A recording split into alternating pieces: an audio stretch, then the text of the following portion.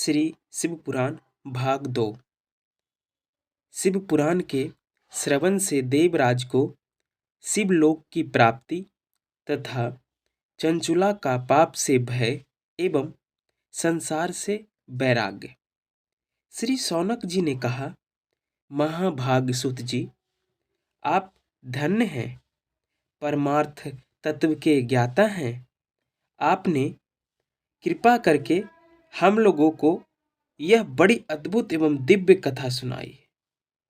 भूतल पर इस कथा के समान कल्याण का सर्वश्रेष्ठ साधन दूसरा कोई नहीं है। यह बात हमने आज आपकी कृपा से निश्चय पूर्वक समझ ली। सुत जी, कलयुग में इस कथा के द्वारा कौन कौन से पाप शुद्ध होते हैं, उन्हें कृपा पूर्वक बताएं और इस जगत को कृतार्थ कीजिए। श्री सुत जी बोले, मुने, जो मनुष्य पापी, दुराचारी, खल तथा काम क्रोध आदि में निरंतर डूबे रहने वाले हैं, वे भी इस पुराण के श्रवण या पठन से अवश्य ही शुद्ध हो जाते हैं।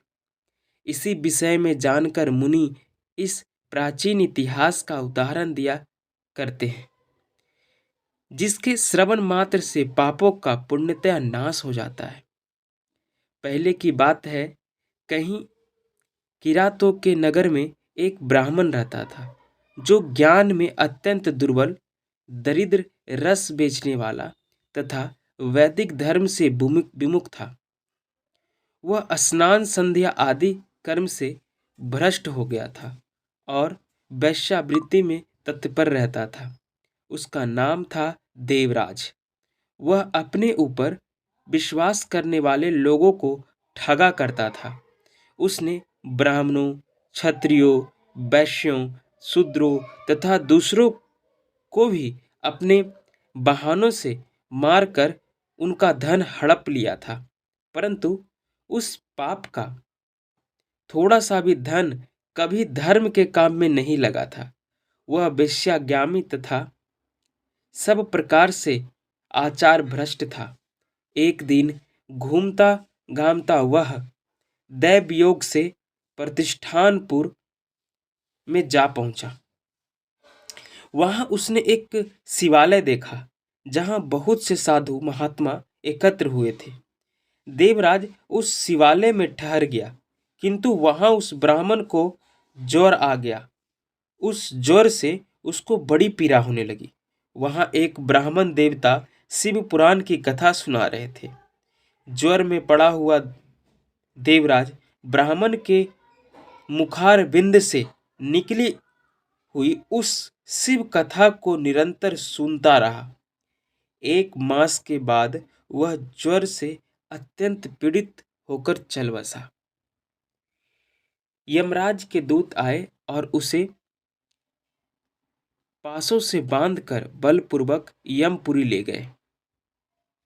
इतने में ही शिवलोक से भगवान शिव के पार्षदगण आ गए। उनके गौर अंग कर्पूर समान उज्जवल थे, हाथ त्रिशूल के सुशोभित थे।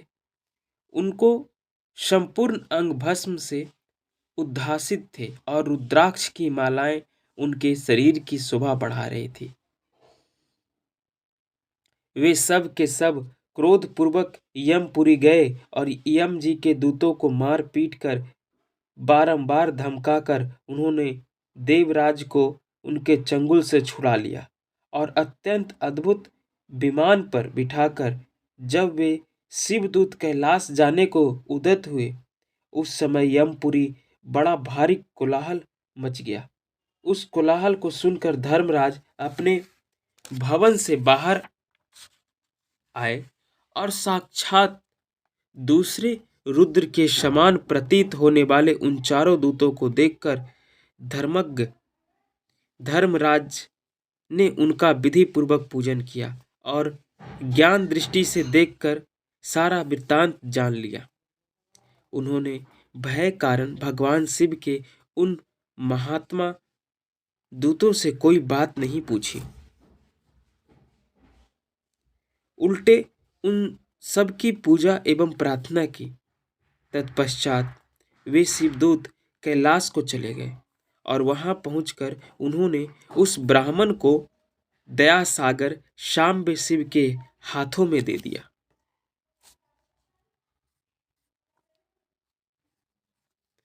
सौनक जी ने कहा, महाभाग शुद्ध जी, आप सर्वज्ञ हैं। महात्मे, आपके कृपया प्रसाद से मैं बारंबार कृतार्थ हुआ। इस इतिहास को सुनकर मेरा मन अत्यंत आनंद में निमग्न हो रहा है। अतः अब भगवान शिव में प्रेम बढ़ाने वाली शिव संबंधिनी दूसरी कथाओं को भी कहिए।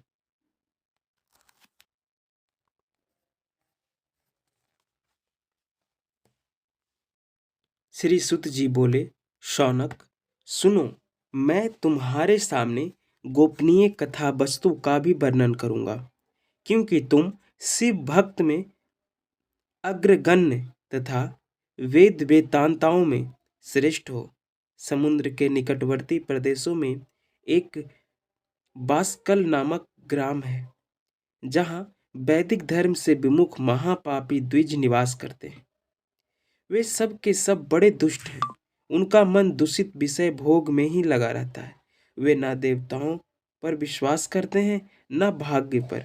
वे सभी कुटिल प्रीति वाले हैं, किसानी करते हैं और भांति भांति के घातक अस्त्र शस्त्र रखते हैं। वे व्यभिचारी और खल हैं। ज्ञान, वैराग्य तथा सद्म का सेवन ही मनुष्य के लिए परम पुरुषार्थ है। इस बात को वे बिल्कुल नहीं जानते हैं। वे सभी पशु बुद्धि वाले हैं। जहाँ के द्विज ऐसे हों, वहाँ के अन्य वर्णों के विषय में क्या कहा जाए। अन्य वर्णों के लोग भी उन्हीं की भांति कुत्सित विचार रखने वाले और स्वधर्म विमुख एवं खल हैं। वे सदा कुकर्म में लगे रहते हैं और नित्य विषय भोग में ही डूबे रहते हैं। वहाँ की सब स्त्रियां भी कुटिल स्वभाव की, स्वेच्छाचारिणी, पापसक्त, कुत्सित विचार वाली और व्यभिचारिणी हैं। वे सद्व्यवहार तथा सदाचार से सर्वथा शून्य हैं। इस प्रकार वहाँ दुष्टों के ही निवास है। उस बासफल नामक ग्राम में किसी समय एक बिंदु नामधारी ब्राह्मण रहता था। वह बड़ा अधर्म और अधम था, दुरात्मा और महापापी था। यद्यपि उसकी स्त्री बहुत सुंदर थी, तो वे कुमार्ग पर ही चलता था। उसकी पत्नी का नाम चंचुला था। वह सदा उत्तम धर्म के पालन में लगी रहती थी, तो भी उसे छोड़कर वह दुष्ट ब्राह्मण वेश्यागामी हो गया था। इस तरह कुकर्म में लगे हुए उस बिंदु के बहुत वर्ष व्यतीत हो गए। उसकी स्त्री चंचुला काम से पीड़ित होने पर भी स्वधर्म नाश के भय से कलेश सहकर भी दीर्घकाल तक धर्म से भ्रष्ट नहीं हुई, परंतु दुराचारी पति के आचरण से प्रभावित हो आगे चलकर वह स्त्री भी दुराचारी हो गई। इस तरह दुराचार में डूबे हुए उन मूढ़ चित्त वाले पति पत्नी का बहुत सा समय व्यर्थ बीत गया। तदंतर शूद्र जातीय वेश्या का पति बना हुआ वह दूषित बुद्धि वाला दुष्ट ब्राह्मण विद्युग समय अनुसार मृत्यु को प्राप्त हो नरक में जा पड़ा। बहुत दिनों तक नरक के दुख भोग कर वह मूढ़ बुद्धि निर्बुद्धि पापी विंध्य पर्वत पर भयंकर पिशाच हुआ। इधर उस दुराचारी पति बिंदु के मर जाने पर वह मुड हृदया चंचुला बहुत समय तक पुत्रों के साथ अपने घर में ही रही। एक दिन दैव योग से किसी पुण्य पर्वत के आने पर वह स्त्री भाई बंधुओं के साथ गोकर्ण क्षेत्र में गई। तीर्थयात्रियों के संग से उसने भी उस समय जाकर किसी तीर्थ के जल में स्नान किया। फिर वह साधारणतया मेला देखने की दृष्टि से बंधुजनों के साथ यत्र तत्र घूमने लगी। घूमती घामती किसी देव मंदिर में गई और वहां उसने एक दैवज्ञ ब्राह्मण के मुख से भगवान शिव की परम पवित्र एवं मंगलकारिणी उत्तम पौराणिक कथा सुनी। कथावाचक ब्राह्मण कह रहे थे कि जो स्त्रियां परम पुरुष के साथ व्यभिचारिक जाती है या करती है, वे मरने के बाद जब यमलोक में जाती है तब यमराज के दूत उनकी योनियों में तपे हुए लोहे का परिग्रह डालते हैं।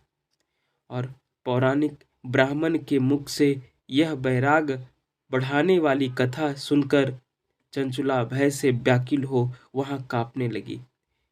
जब कथा समाप्त हुई और सुनने वाले जब लोग वहां से बाहर चले गए, तब वह भयभीत नारी एकांत में शिव पुराण कथा बाँचने वाले उन ब्राह्मण देवता से बोले। चंचुला ने कहा, ब्राह्मण, मैं धर्म को नहीं जानती थी, इसलिए मेरे द्वारा बड़ा दुराचार हुआ। स्वामी, मेरे ऊपर अनुपम कृपा करके आप मेरा उद्धार कीजिए। आज आपके वैराग रस से ओत-प्रोत इस प्रवचन को सुनकर मुझे बड़ा भय लग रहा है। मैं काँप उठी हूँ और मुझे इस संसार से वैराग हो गया है। मुझ मूढ़ चित्त वाली पापनी के धिक्कार है। मैं सर्वथा निंदनीय योग्य हूँ। कुत्सित विषयों में फंसी हुई हूँ और धर्म से विमुख हो गई हूँ।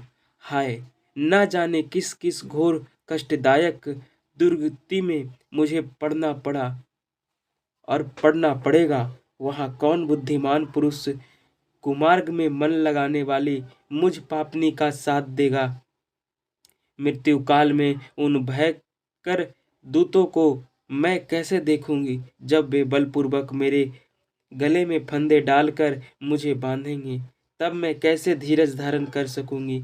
नरक में जब मेरे शरीर के टुकड़े टुकड़े किए जाएंगे, उस समय विशेष दुख देने वाली उस महायातना को मैं कैसे सहूंगी। हाय, मैं मारी गई, मैं जल गई, मेरा हृदय विदीर्ण हो गया और मैं सब प्रकार से नष्ट हो गई, क्योंकि मैं हर तरह से पापों में ही डूबी रही। ब्राह्मण, आप ही मेरे गुरु, आप ही माता और आप ही पिता हैं। आपकी शरण में आई हुई मुझ दीन अबालिका आपकी उद्धार कीजिए, उद्धार कीजिए। सुत जी कहते हैं, शौनक, इस प्रकार खेद और वैराग से युक्त हुई चंचुला ब्राह्मण देवता के दोनों चरण में गिर पड़ी। तब उन बुद्धिमान ब्राह्मण ने कृपा पूर्वक उसे उठाया और इस प्रकार कहा।